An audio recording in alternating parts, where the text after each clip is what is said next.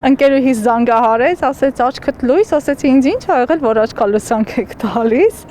Դեռ մի պահ էլ մտածեցի, որ ոնց կարելի է իմ վիճակում գտնվող մարդուն ասել աչքդ լույս, ու ասեց Վերա, դու տեղյակ չես, պապատ արդեն Հայաստան ա գալիս։ Վերայի սիրտը քիչ է մնացել պայթի ուրախությունից, երբ ընկերուհին զանգել է, թե հայրդ Հայաստանում է։ Զգացողություններս բառերով փոխանցել առհասարակ չեմ կարող, գիտեք ինչ խավարի միջոցով ենք անցել 2 տարուց ավելի, որ հասել ենք այս կետին, այս լուսավոր կետին, ասել, որ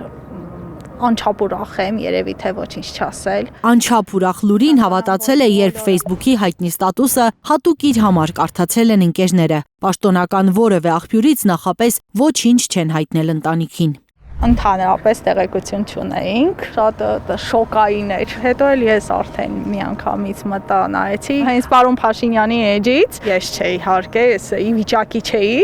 ընկերներս մտան նայեցին ու արդեն բնականաբար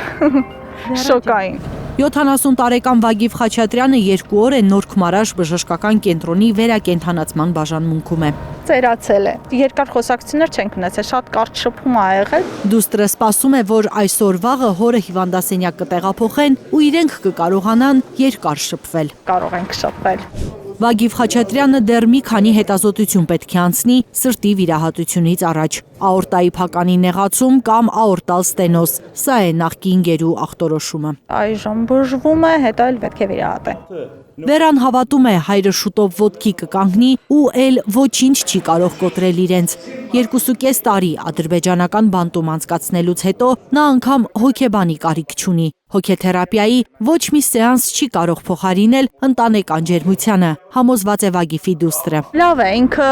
ընդհանրապես տեսակով անկոտրում է, իրանից հենց սեր ա հորդում, ինքը տեսակով այդպիսին է։ Ընտանիքի ջերմությունն ու սերը, հենց շրջապատված լինելը ընտանիքի անդամներով, դա արդեն հենց մի մեծ հոգեբանական սեանս է։ Իրենց լավ են զգում նաև Բաքվից վերադարձած մյուս գերիները, պատմում է Վերա Խաչատրյանը։ Ասում է, այս մղձավանջում մի լուսավոր բան է եղել։ Գերիների բախտակից ընտանիքները մտերմացել են, մի մեծ ընտանիք դարձել։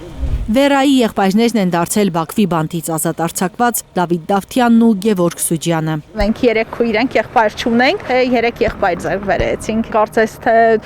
պապան իրենց որպես որդի վերաբերվի, իրենք էլ պապային հայրաբար։ Շատ շուտով իրար գլխի են հավաքվելու վատ օրերի ընկերները ամենալավ օրերը միասին անցկացնելու հավատով։ Հենց հայրիկս դուրս գրվի հիվանդանոցից, մենք անպայման պետք է կլոր սեղանի շուրջ նստենք։ Լիլիթ Խալաթյան, Միլենա Պողոսյան, Հարություն Մաթևոսյան, Հայլուր։